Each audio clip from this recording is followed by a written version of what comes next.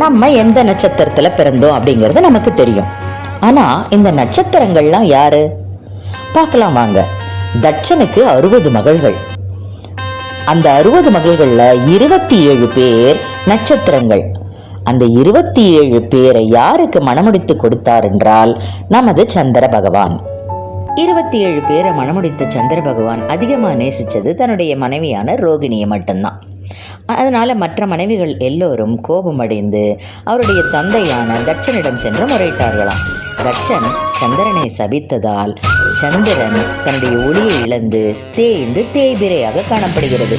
ஒளி இழந்த சந்திர பகவான் தன்னுடைய நிலையை வருந்தி சிவபெருமானிடத்தில் சென்று முறையிட்டதன் காரணமாக சிவபெருமான் சாப விமோச்சனம் கொடுத்து சந்திரன் ஒளியை பெறுவாயாக என்று வரமளித்தார்.